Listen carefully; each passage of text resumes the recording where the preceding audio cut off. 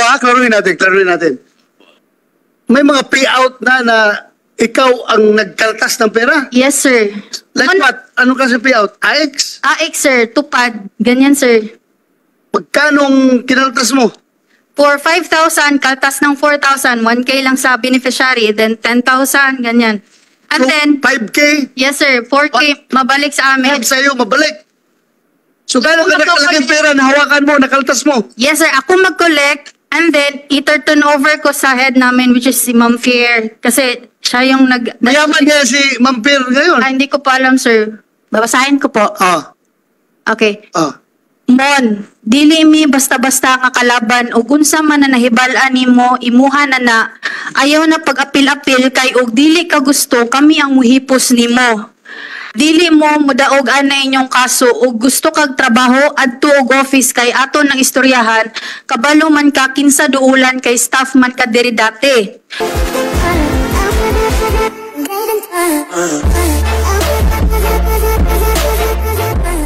Totoo ba talaga ito na kinaltasan ng 8,000, 1,000 lang, 9,000, 1,000 lang yung binigay? So, balik tayo dito. Okay na tayo. Thank you, Balikan Mr. muna natin Chair. ito para matapos natin. Mayla, meron ka pang idagdag doon sa sinasabi mo? Yung kaibigan ko po, may chinat po siya sa akin. Chinat? Opo. Kailan? Nung nag-send po ako ng may screenshot po ako dito. Kailan yan? January 15 po. January 15. January 15, tapos Sino kaibigan mo? nung si Wency Rob Somoza po. Wayne Zero Samursa, yung sinabi ni Mayor. Opo.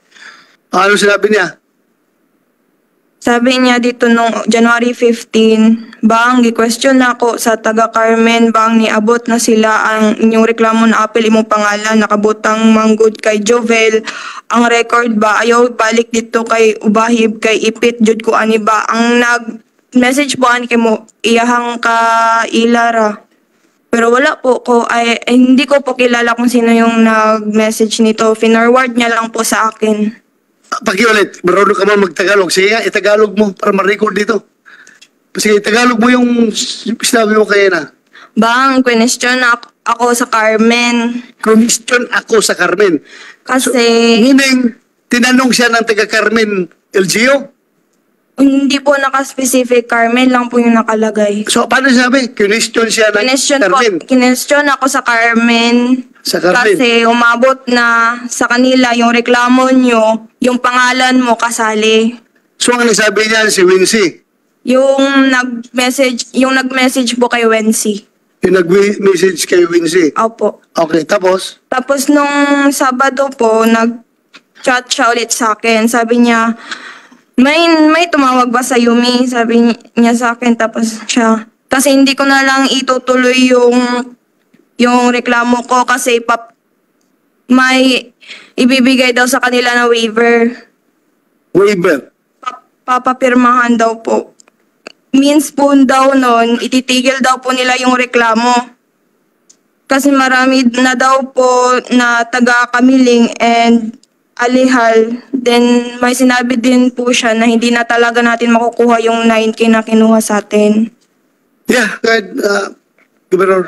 Kagabi po, Your Honor, nag-report na po yung iba, nag-text sa mga staff ko na pinupuntahan po sila bahay-bahay. Lahat yung mga nag-execute ng affidavit na para sinabihan na i-withdraw na yung mga affidavit nila or maging delikado. Kaya takot itong mga complainant, Your Honor, kasi pati mga pamilya nila pinupuntahan na.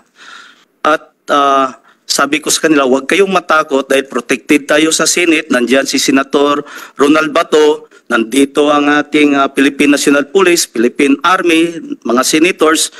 Isabi nyo ang katotohanan, huwag kayong matakot sa tumatakot sa inyo. Meron ba nanakot sa inyo? Meron? Sino? Sige, salita kayo. Magsabi ka kung Sige, sabihin nyo. sino nagtakot sa inyo. Si Ana. Good morning po, Mr. Chair. Yes, go ahead. In my case po, Hindi po ako beneficiary. Ha? Hindi po ako beneficiary. Dati Tapos? po akong staff po. Ha? Dati po akong staff under sa Vice Gov office. Staff ng Vice Gov office. Po. Sir, klaro, Anong trabaho mo sa Vice Gov office? isa sa mga ano po, in short, kami po yung nagko-collect ng, ano po, yung halimbawa 10,000 and then the 9 or 4,000 is ibibigay po sa amin. Sir, actually, ako personally, ayoko mag-involve dito, sir, kasi wala na ako sa, sa under ni Vice Gov, Sir Oyo. Sandali. Vice Gov Oyo, do you confirm na dati mo ito yung staff? Ilapit ang kwan, Mike. Hindi ko mamukhaan, Sen. Ikaw mo na, ipakita para kaalaman. Oh. Yan, hindi mo dating staff yan? Si Monmon, sir. Mon. Dugay naman siya wala, sir. Kato na Apo. Ano sagay ka nag-resign, Mon? Clarify ko lang, sir. Nag-resign ako last December 2022. Okay. Apo, hindi na ako nag-renew by January 2023 kasi personal, kasi nag-review ako. Sir Oyo, mangahil ako dispensa, no, kay, magbisaya lang ko, sir, no, kay gusto na ako ma-express gid ako ang ako personally, dili ko gusto ma-involve ko no, kay dili ko gusto samok and naabang po ko'y personal life. But, naan mong threat sa ako, sir, nga actually ma-provide na ako, na-chat sa ako ba na kauban po na ako sa work, na i-quote na ako nga ningon nga, dili, may gusto, ayaw hulata, ay na-show sa sir sa screen. Ayaw hulata nga kami mohipos nimo. Ana naman ang so mo to ako motivation. Ako wala ko kay Sir Oyo kasi nagtrabaho naman ko ato sa Yaba. Personally wala ko ingon na ni apil-apil ko diri kay. Sige, kadali lang ha. Anong laman yan? Cellphone mo yan? Apo. Basahin mo nga. Okay, sir. Pwede ba ma-enlarge please technicals?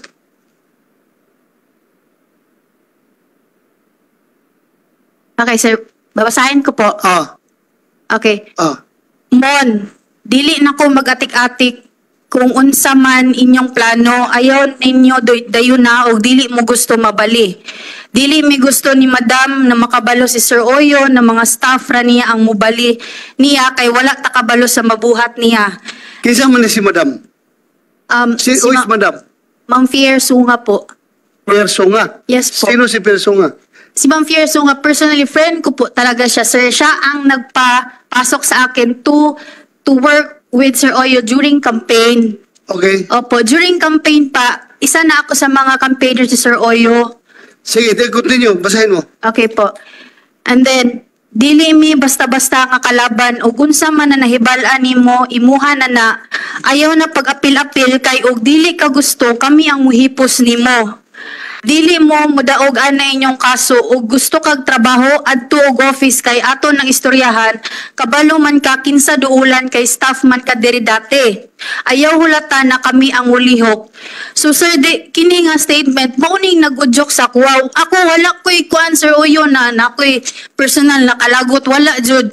Kini nga statement mo na ni ako ang kuan ba nga naman nga, wala naman ko dito, dili na ko connected. And isa pa, ako personally, daghan ko og aminado ko, sir, Mr. Chair, nga, na ako'y mga na-recruit, Jod. Na, daghan kong na-recruit Kung nga. kaya mo itagalog, Tagalog. Marami akong na-recruit po na maging beneficiary, mga friends ko, classmates, even my relatives, may cousin po, uncle, involved sila. Pero, na-question din ako dati, bakit daw babawasan like 5,000, ibabalik yung 4,000.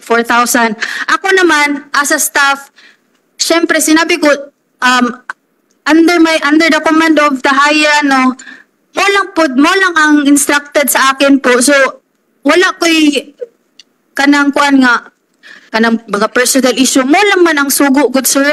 Mo lang ang instructed sa akin ba, sa mga head. So, Sinong instruction? Kaninong instruction? Ma'am Fiersunga po, Fiersunga, ano instruction niya? na yun po, during payout, yung Kumsek, you invite Fiersunga. Andito ba si Fiersunga? No, sir. No, sir. You invite hearing. She is not also connected in the Vice Governor's office, sir. Ano siya? Wala. Hindi siya Wala? connected sa Vice So, Governor. hindi pala konektado. Your Honor. Ah, Excuse me po, Your Honor. Yeah, Sorry. Yung payout sa Asuncion, nandun po si Personga. Si Personga, hindi po siya registered sa Vice Governor Office, pero personal siya na staff ni Vice Governor Oyuoy. Lahat ng payout under office ni Vice Governor, siya po ang nandoon. At Governor po ako, Mr. Chair, siya po ang inuutosan ni Vice Governor Oyuoy na pupunta po sa office kung may mga for approval kami sa legislation. Hanggang ngayon, So, dyan po. just for the record, Vice Gov Oyuoy, do you confirm na in any way, officially or unofficially, connected sa iyo ito si Personga? Yes, Yun sir. ang gusto natin ma-establish nito. Yes, sir. But Yes. I would like just to ask, sir, kay nakuha naman ko nino, na take up naman eh. Mangutan na lang unta ako kung unsa gyud ang Mr. connection sa kung ano talaga ang connection ng yung statement ni Mon sa tawag nito allegations dito. Tinanong ko lang sila kung sino ang nakatanggap ng threat kasi being the chairman of the Senate Committee on Public Order, I am also makonsensya ako kung because of this hearing magiging under threat itong mga tao na ito. At yun nga, sumagot siya si Ana na nakatanggap daw siya ng text. Kaya, sinong sender ng text na yon? Yung may nakalagay doon, Jerome? Opo, sir.